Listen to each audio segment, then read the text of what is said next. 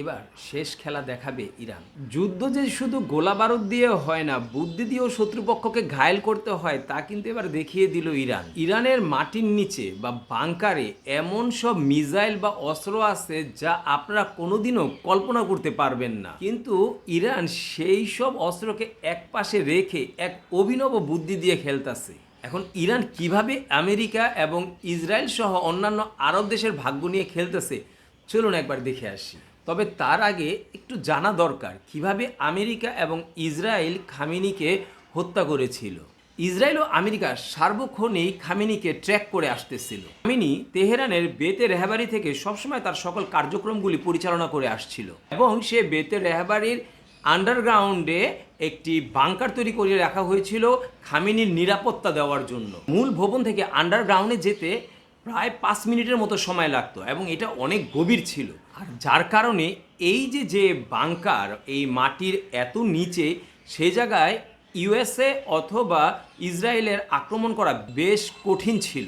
আর ঠিক এই জন্য আমেরিকা এবং ইসরায়েল এক অভিনব কৌশল আটলো কিভাবে খামেনিকে হত্যা করা যায়। সকালের দিকে মূলত খামেনি একটু সেফ ফিল করে, তাই তিনি বাংকার থেকে বেতে রাহাবারিতে চলে আসে এবং সেখানে বসে তার বিভিন্ন রকমের মিটিং টিটিং সে ওইখান থেকে পরিচালনা করে থাকে। আর ঠিক এই নিউজটাই আমেরিকা এবং ইসরায়েলের জন্য একটি নতুন আক্রমণ করার কৌশল বা ছক এঁকে দিল। আমেরিকা এবং ইসরায়েল 28শে ফেব্রুয়ারি ঠিক শনিবার সকালে তারা জানতে পারলো যে খামেনির বেতে রাহাবারিতে একটি মিটিং আছে। আর এই ইনফরমেশনটি তাদের আক্রমণের একটি নতুন ভিত্তি স্থাপন করলো।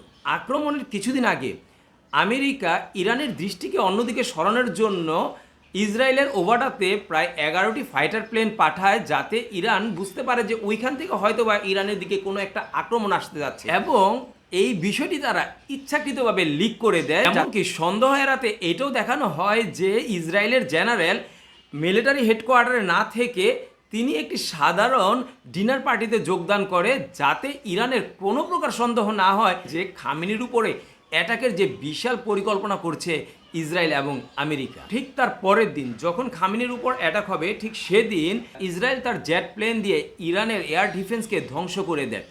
ইউএসের কাছে এমন সব প্রযুক্তি ছিল, তারা সরাসরি আক্রমণ না করেও তাদের যে জেট প্লেনগুলি আছে সেগুলি দিয়ে কিন্তু ইরানের উপর দিয়ে গিয়ে তাদের এয়ারফোর্সের যে রাডার আছে তাদের একটা শব্দ তরঙ্গের মাধ্যমে সে রাডারকে কিন্তু তারা জ্যাম করে দিতে পারত।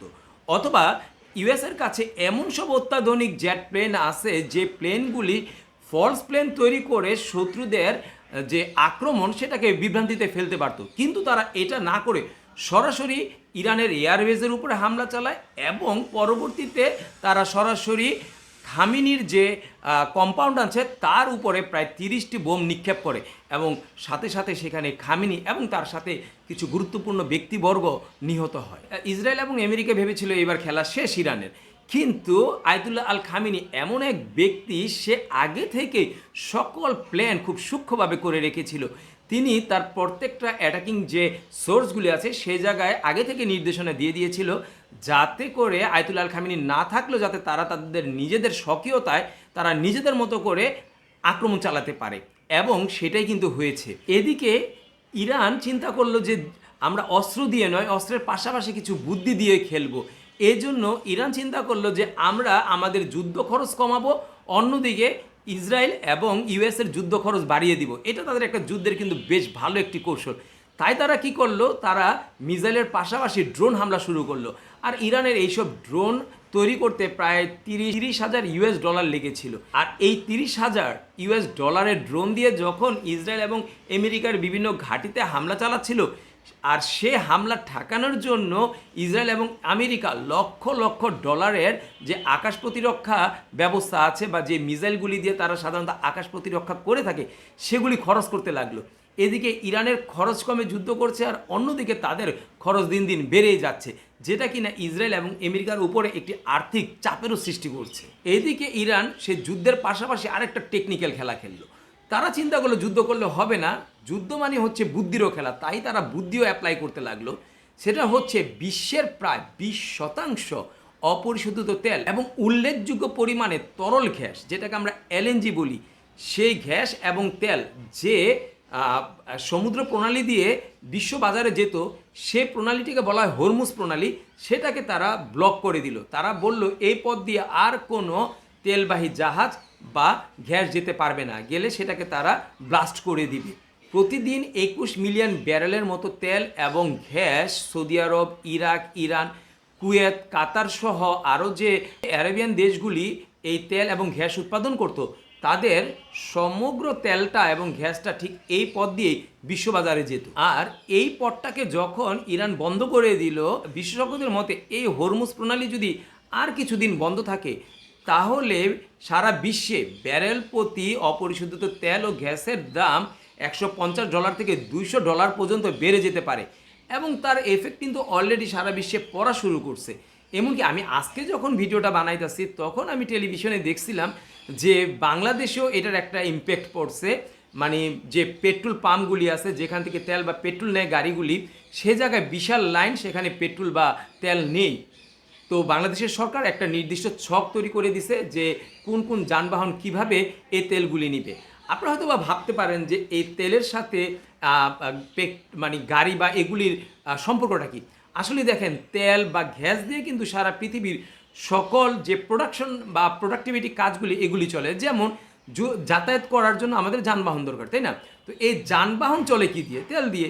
তারপরে হচ্ছে কৃষিকাজ করার জন্য ট্র্যাক্টর চালাইতে হয় বা মেল ফ্যাক্টরি চালাইতে হয়। বিভিন্ন প্রোডাক্টিভিটি কাজের জন্য কিন্তু আমাদের গ্যাস বা তেল দরকার হয়। তো এই ইম্প্যাক্টগুলি এইভাবে পড়তে পড়তে কিন্তু আপনার পকেটও পর্যন্ত চলে আসবে। কারণ যখন যানবাহনের তেলের দাম বেড়ে যাবে, আলটিমেটলি তারা ভাড়াও বাড়িয়ে দিবে, তখন এই প্রভাবটা আপনার পকেটও পড়বে। তাছাড়া কৃষিকাজ বলেন বা অন্যান্য যেসব খাবার দাবার উৎপাদন করতে তেল বা গ্যাসের প্রয়োজন হয়, সেগুলির দাম বেড়ে গেলেও আপনাকে কিন্তু দাম দিয়ে এগুলি কিনতে হবে। তাহলে ইরান এদিকে কী করলো? আমেরিকাকে নয়, সারা বিশ্বকে একটা চাপের মুখে ফেলে দিল। আর এটা তাদের একটা প্লাস পয়েন্ট ছিল, কারণ তারা বুঝতে পারলো যে যদি আমরা এই কাজটা করি, তাহলে পৃথিবীর সকল দেশ আমেরিকা এবং ইসরায়েলকে একটা চাপ দিবে যে তোমরা যুদ্ধ বন্ধ করো। এদিকে ইরান যদি যুদ্ধ চালিয়ে যায়, তাদেরই লাভ হবে। অন্যদিকে যদি যুদ্ধ দীর্ঘস্থায়ী হয়, সেদিকে ইসরায়েল এবং আমেরিকার কিন্তু বিশাল একটা লস হবে। তারা তাদের জনপ্রিয়তা হারাবে, তাছাড়া তাদের যুদ্ধ ব্যয় অনেক বেড়ে যাবে। ইউএসএ এবং ইসরায়েল যদি ইরানের উপরে বড় ধরনের হামলা চালায়, তখন ইরান এই পথটাকে সম্পূর্ণরূপে বন্ধ করে দিতে পারে। কেননা এই হরমুজ প্রণালীর প্রায় 20% জায়গা ইরানের রেগুলেশন গার্ডের আন্ডারে রয়েছে এবং তাদের কাছে শত শত দ্রুতগামী স্পিড বোট রয়েছে। যদি সে পথ দিয়ে কোনো তেলের ট্যাঙ্কার বা গ্যাসের ট্যাঙ্কার যায়, তারা নিমিষে সে তেলের ট্যাঙ্কার বা গ্যাসের যে জাহাজগুলি আছে সেটাকে তারা ঘিরে ফেলতে পারে এবং অ্যাটাক করতে পারে। শুধু তাই নয়, তাদের কাছে এমন সব শক্তিশালী অ্যান্টিশিপ মিসাইল আছে যা দিয়ে নিমেষে যে কোনো তেলের ট্যাঙ্কারকে গুড়িয়ে দিতে পারে। এমনকি তাদের কাছে আরও শক্তিশালী আপনার সামুদ্রিক মাইন রয়েছে, যে মাইনগুলি যদি সাগরের নিচে পুঁতে রাখে, তাহলে সেগুলি উত্তোলন করতে বা ডিস্ট্রয় করতে প্রায় কয়েক মাস সময় লেগে যাবে। আর ঠিক তখন বিমা কোম্পানিগুলি সাধারণত এই পথে কোনো তেলগামী জাহাজ পাঠাবে না। আর এতে করে বিশ্ববাজারে আলটিমেটলি তেলের দাম বেড়ে যাবে। আর এটাই হচ্ছে ইরানের তুরুপের টেক্কা। যদি কোনো কারণে ইরান বেশ কিছুদিনের জন্য বা কয়েক মাসের জন্য এই পথটাকে বন্ধ করে দেয়, তাহলে কেল্লা ফতে। তো প্রিয় দর্শক, ভিডিওটা কেমন লাগলো অবশ্যই কমেন্ট করে জানাবেন। আজকের মতো এখানেই, আল্লাহ হাফেজ।